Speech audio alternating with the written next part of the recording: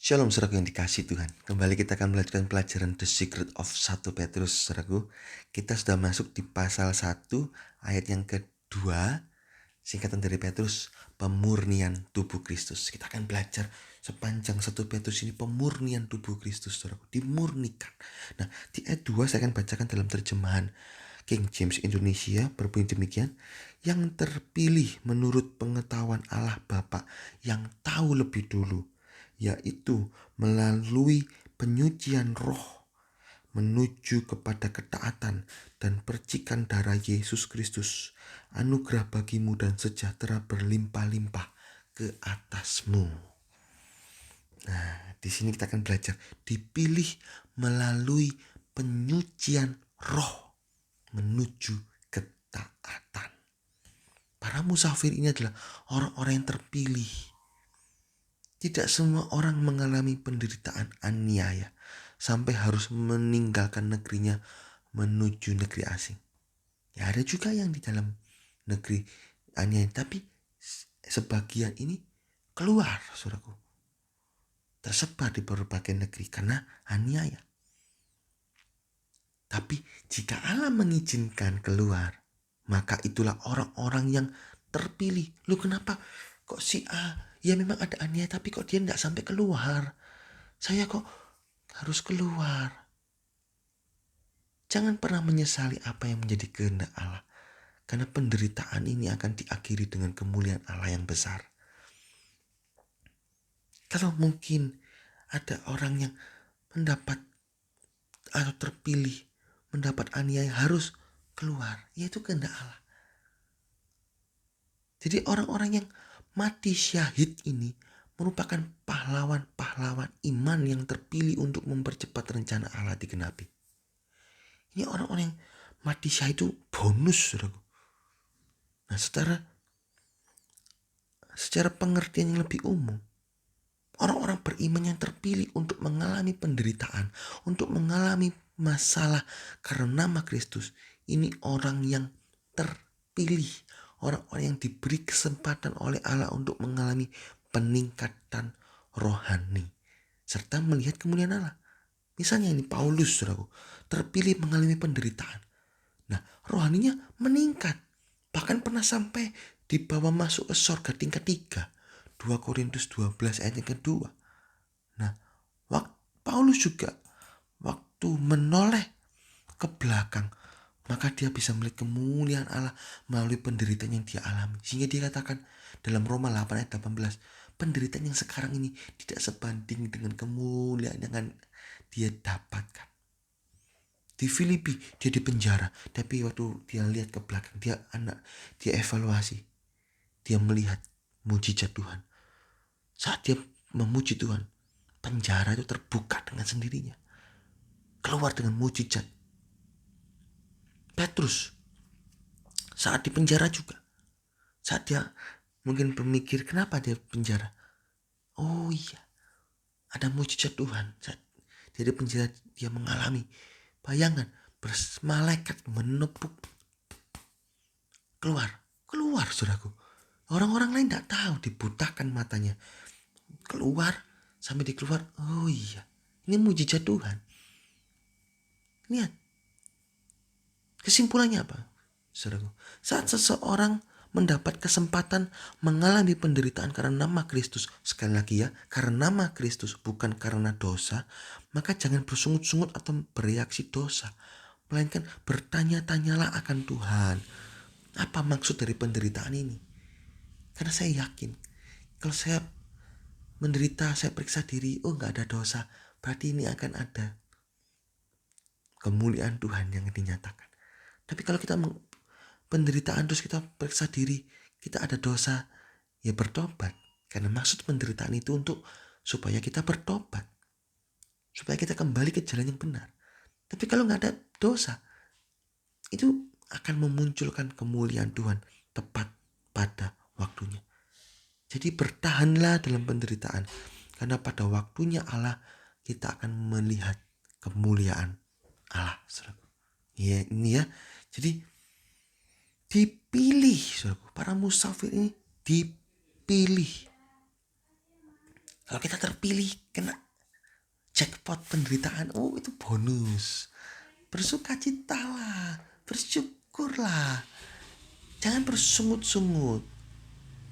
Nah, pilihan musafir ini, lanjut lagi ya, dipilih menurut pengetahuan Allah Bapa yang tahu lebih dulu.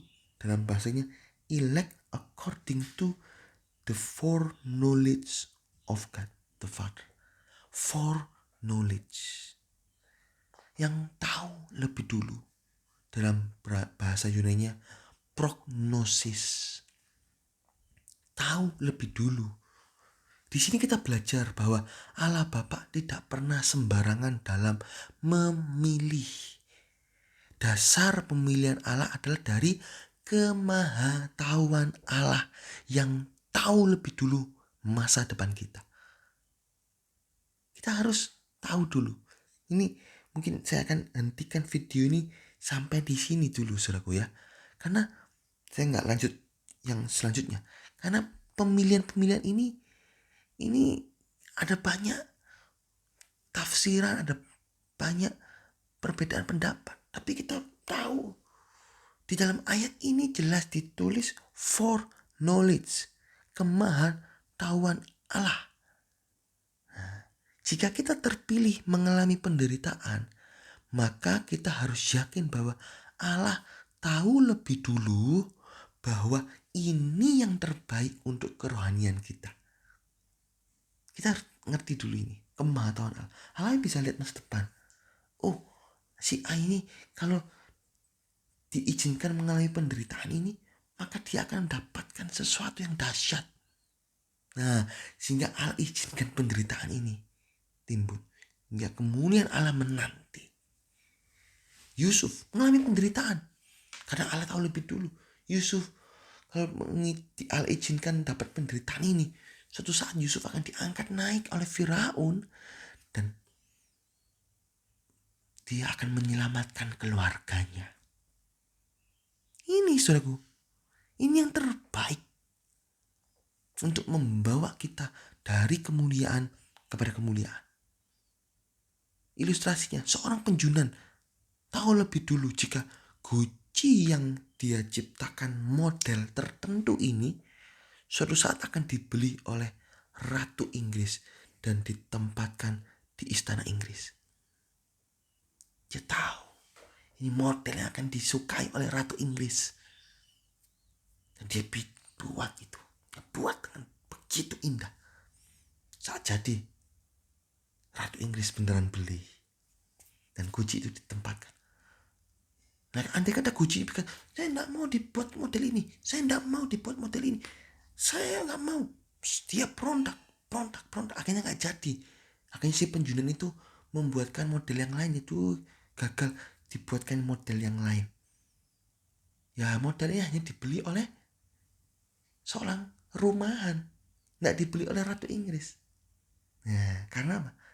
Karena lihatnya tak mau dibentuk, berontak saja. Nah, ayo kita mau belajar dari ilustrasi ini.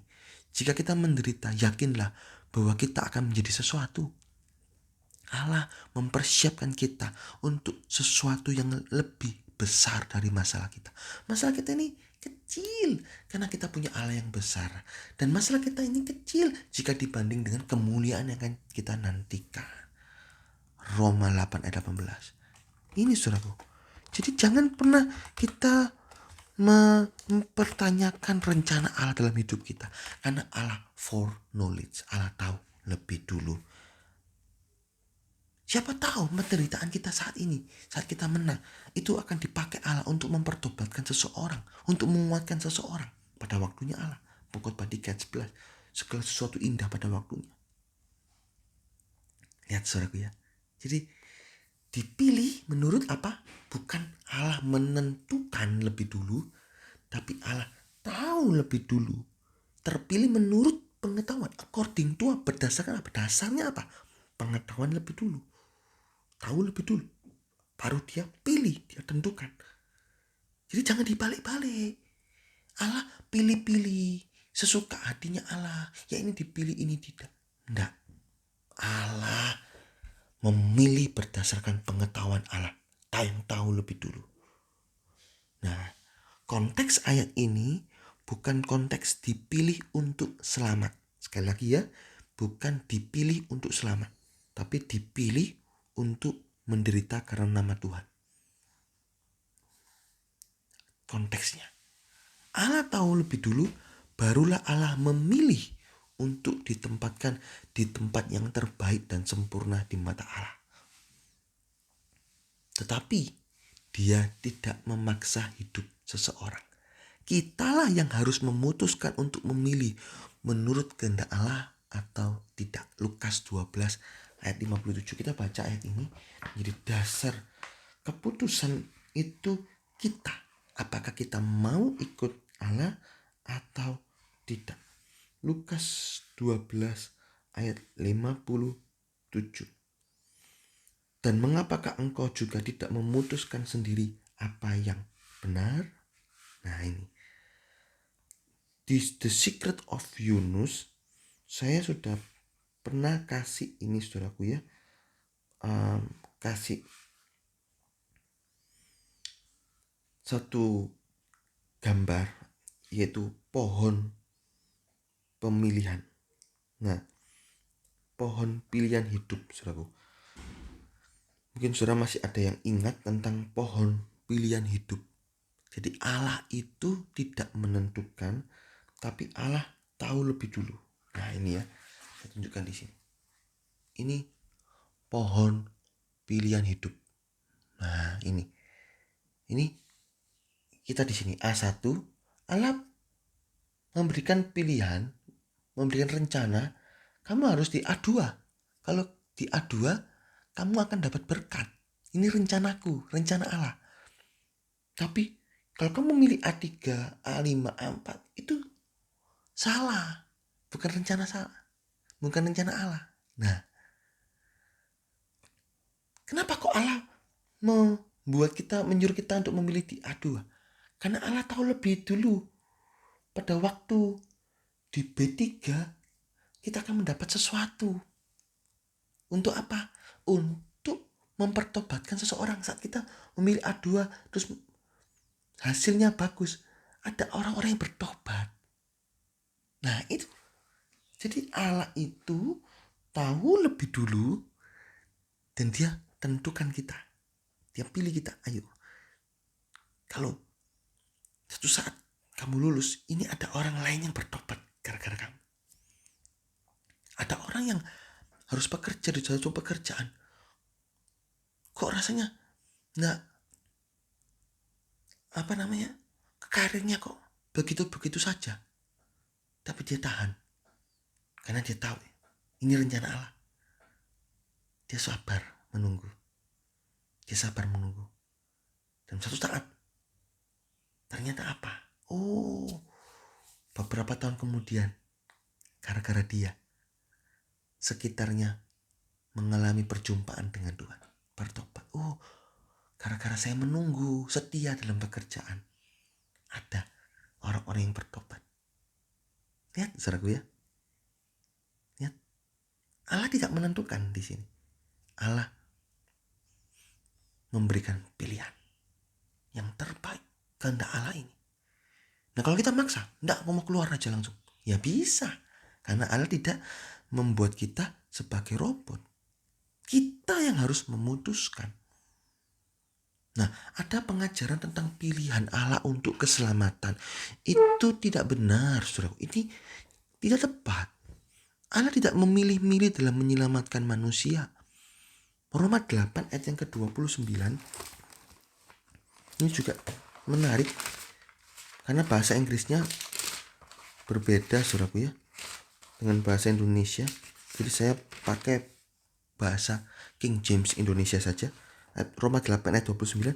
Sebab orang yang dikenalnya terdahulu, for whom he did foreknow. Allah tahu lebih dulu, ia juga ditentukannya lebih dulu. Lihat, jangan dibalik. Allah menentukan lebih dulu, tidak. Allah mengenal lebih dulu. Dalam bahasa Yunaninya itu proginosko. Sama dengan 1 Petrus 1 ayat 2. Prognosis, tahu lebih dulu. Baru Allah menentukan. Kalau Allah menentukan lebih dulu, Allah memilih lebih dulu. Allah memilih dari semula siapa yang percaya, siapa yang tidak. Ya ini terkesannya Tuhan Yesus hanya disalib untuk orang-orang pilihannya saja. Salah. Contohnya Firaun yang mengeraskan hati. Bukan karena Allah sengaja membuat hati Firaun keras. Keluaran 7 ayat 3, Keluaran 9 ayat 12, Keluaran 10 ayat 20. Sehingga Firaun tidak bisa bertobat. Tidak, Allah tidak sekejam itu. Kamu tak keraskan hatinya supaya kamu masuk neraka. Allah sekejam itu kah? Tidak. Allah tahu lebih dulu bahwa Firaun walaupun diberi mujizat pun sebanyak apapun tidak bertobat. Sehingga Allah biarkan hatinya semakin keras untuk menyatakan kemuliaannya. Justru diberi mujizat justru tidak bertobat, malah semakin keras. Roma 9 ayat 17. Allah membangkitkan Firaun untuk memperlihatkan kemuliaannya. Itu jelas ditulis. Tujuan Allah mengizinkan Firaun begitu besar untuk menunjukkan kemuliaannya. Nah, apakah Firaun Allah mengeraskan hati Firaun? Tidak. Allah mengizinkan hatinya Firaun semakin keras dengan diberi mujizat. Ini membuktikan bahwa seseorang walaupun diberi mujizat, kalau seseorang tersebut memilih yang jahat, tetap dia tidak mau bertobat. Jadi mujizat tidak bisa menyelamatkan. Yang bisa menyelamatkan adalah di dalam nama Tuhan Yesus, kelepasan dosa. Nah, segala sesuatu yang dibuat Allah selalu ada jawabannya. Bahkan orang jahat pun diizinkan hidup sampai hari malapetaka untuk membuktikan sekalipun diberikan kesempatan hidup sampai terakhir juga tidak bertobat. Amsal 16 ayat yang keempat. Jadi Allah tidak pilih-pilih, kamu selamat, kamu tidak. Tidak. Tapi Allah tahu lebih dulu bahwa di akhir hidupnya dia bertobat. Oke, Allah akan usahakan supaya orang ini bisa mengenal Injil. Tapi pada waktu di akhir hidupnya dia tidak bertobat juga. Ya sudah, Allah biarkan. Kadang Allah izinkan ada orang yang hidup di pedalaman-pedalaman yang Injil belum terjamah. Terus dia mati. Masuk mana? Masuk neraka. Nah, apakah Allah jahat? Tidak. Karena Allah tahu lebih dulu bahwa di akhir hidupnya dia juga tidak bertobat walaupun mengenal Injil. Nah ini. Ada keberatan-keberatan dari pengertian Allah menentukan atau sekali selamat tetap selamat. Ini menyudutkan Allah dan membuat kasih Allah seakan-akan tidak ada artinya kasih Allah ini. Sebab ada beberapa sanggahan terhadap ajaran predestinasi atau pemilihan Allah. Yang pertama, kasih Allah itu bagi semua manusia dalam dunia ini. Yohanes 3:16, karena begitu besar kasih Allah akan dunia ini.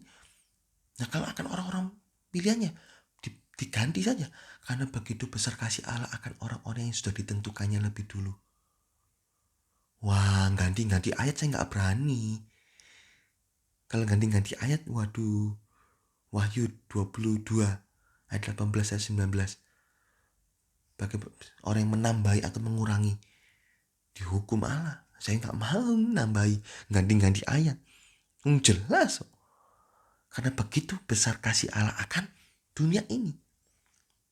Dunia ini jelas. Yang kedua, kesabaran Allah bagi manusia yang berdosa. 2 Petrus 3 ayat 9. Jelas. Allah sabar akan seluruh dunia ini. Supaya semua orang berbalik dan bertobat. Bukan supaya sebagian orang yang sudah ditentukan. Loh, sekali lagi ngubah ayat, saudaraku. Ngubah ayat. Loh, jika Allah sudah menentukan lebih dulu, maka dia tidak perlu menunggu orang-orang yang jahat berbalik dan bertobat. Sudah ditentukan kok, ngapain tunggu-tungguan? Ya sudah, orang jahat dihukum, orang baik. Orang yang sudah ditentukan selamat ya biarkan. Kan begitu. Nah, ayat ini jadi kacau pengertiannya, saudaraku. Ayat 3. Kesalahan tafsir Roma 8 ayat 29-30. Roma 8 ayat 29-30 dalam terjemahan baru memang seakan-akan menentukan lebih dulu. Tapi lihat, dalam terjemahan lama, dalam bahasa Inggrisnya dikatakan for whom he did foreknow.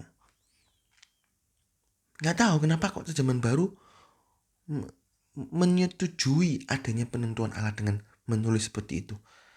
Tapi ya gitu, Alkitab kita harus lihat beberapa terjemahan ya ada berbeda. Nah, kita lihat di sini. Bahasa Inggrisnya tuh he did foreknow. Bahasa Yunaninya proginosko. Tahu lebih dulu. Jadi tidak menentukan lebih dulu, tapi tahu lebih dulu. Nah, bukan dipilih lebih dulu, tapi diketahui lebih dulu. Allah tahu lebih dulu. Inilah kemahatauan Allah yang luar biasa. Jadi Allah tahu lebih dulu orang-orang yang akan percaya atau tidak. Jika Allah sudah tahu lebih dulu, maka dia bisa menentukan rencananya atas orang-orang yang bakal percaya kepadanya. Apakah ya di dalam The Secret of Yunus ini panjang lebar saya jelaskan, saudaraku. Apakah bayi lahir terus mati Allah bisa menghakimi? Bisa, karena Allah tahu lebih dulu. Bayi ini di akhir hidupnya, walaupun dibiarkan hidup di akhir hidupnya tetap mati. Ya sudah, dia diizinkan untuk lahir di dalam pasangan keluarga yang tidak bertobat, yang tidak kenal Tuhan. Jika dia mati, masuk neraka. Apakah adil? Adil, karena Allah bisa menunjukkan filmnya di masa yang akan datang. Kita nggak bisa, kita hanya bisa lihat film dokumenter. Tapi kalau Allah bisa melihat film masa depan. Kalau kamu saya izinkan hidup, lihat di akhir hidupmu tetap mati dan tidak bertobat. Lebih baik Allah izinkan sekarang. Supaya apa? Ya hukumannya, ya karena mati langsung, hidup langsung mati, ya hukumannya kan tidak berat. Nah, ini saudaraku. Jadi Allah ini punya kemahatauan yang luar biasa dahsyat. Jadi jangan salah tafsir dalam Roma 8 ayat 29-30 ini. Kita harus lihat konteksnya di dalam, kita harus lihat tafsiran bahasa yang lain. Sehingga kita bisa melihat, oh ternyata artinya bukan ini. Keempat, penentuan Allah ada, tapi di dalam Kristus. Efesus 1 ayat 3 sampai yang ke-4. Yohanes 15 ayat 16. Tapi penentuan apa? Ini penentuan Allah yang bekerja di dalam Kristus. Jadi di dalam Kristus Allah bekerja. Tapi di luar Kristus Allah tidak menentukan. Ini di dalam Kristus. Penggaris ini di dalam Kristus. Di luar ini ya, titik ini di dalam Kristus sampai sini. Ini bukan. Di luar Kristus Allah tidak menentukan. Allah tidak memilih. Tapi Allah mengajak semua orang untuk masuk. Come home, come home. Karena begitu besar kasih Allah akan dunia ini. Ayo masuk nak. Percaya Yesus, percaya Yesus. Di dalam Kristus baru Allah menentukan. Oh, kamu cocok jadi tangan, kamu cocok jadi mata, kamu cocok jadi hidung, kamu cocok jadi mulut, kamu cocok jadi gigi. Kamu ikut kehendakku, kamu akan jadi gigi yang indah, mulut yang indah. Nah ini, karena Allah tahu lebih dulu. Anak ini cocok kalau ini. Seperti hanya satu tanaman mangga. Misalnya mangga mana lagi. Oh, mangga mana lagi ini cocok ditempatkan di tanah yang misalnya yang seperti ini teksturnya. Nah, saya nggak tahu mangga, saudara. Saya hanya memberikan ilustrasi tekstur yang seperti ini. Nah, mangga mana lagi? Aku nggak mau. Aku mau di tekstur yang ini. Ya nggak bisa hidup, nggak bisa bagus tumbuhnya. Nah, Allah seperti itu. Allah lihat, oh kamu cocok jadi mata. Jangan berusaha jadi mulut dah. Cocok jadi mata. Nah ini. Jadi penentuan Allah, pemilihan Allah itu di dalam Kristus. Dia memberikan rencana yang indah. Yeremia 29 ayat yang ke-11. Agar manusia bisa bertumbuh, berbuah-buah lebat. Sampai buahnya itu kekal. Yohanes 15 ayat 16. Allah memilih-milih Yohanes 15 ayat 16 untuk apa? Untuk melayani Tuhan. Jadi Yohanes 15 ayat 16 itu ayat konteksnya itu pelayanan untuk menghasilkan buah, bukan untuk bertobat. Nah, meskipun demikian, manusia tetap disuruh memilih apakah mau ditentukan hidupnya oleh Allah atau memilih jalannya sendiri. Lukas 12 ayat 57. Allah sudah memberikan arahan, ayo kamu ke sini. Enggak mau. Ya nggak jadi baik. Saudara bisa coba carilah. Saudara buka playlistnya ini, The Secret of Yunus. Banyak sekali konsep-konsep pemilihan Allah yang saya terangkan di situ, saudaraku. Jadi Allah tidak pernah pilih-pilih untuk selamat. Tapi Allah pilih-pilih untuk berbuah-buah lebat. Beda ya, beda. Kelima, Allah tetap menunggu umatnya agar bertobat. Yesaya 65 ayat 2. Walaupun bangsa Israel ada bangsa pemberontak, tapi Allah tetap mengulurkan tangannya. Siapa tahu ada orang-orang yang mau meresponi uluran tangan Allah sehingga bertobat. Duh. Nah, kalau Allah sudah menentukan, ngapain Allah berbuat seperti itu? Jadi 1 Petrus 1 ayat yang kedua sama sekali tidak ada kaitannya dalam konteks pemilihan keselamatan. Dan saya sudah terangkan, Allah tidak menentukan, Allah tidak memilih-milih. Tapi Allah mengetahui lebih dulu. Dia tahu lebih dulu sehingga dia bisa bertindak. Sehingga penghakimannya Allah selalu adil. Allah maha adil dari kemahatauan Allah. Ya saudaraku ya, saya berhenti sampai di sini dulu. Video yang akan datang kita akan masuk lebih dalam lagi di dalam ayat 2b tentang memilih melalui penyucian roh. Nah, oke saudaraku ya, sampai di sini dulu. Puji Tuhan, Tuhan Yesus memberkati.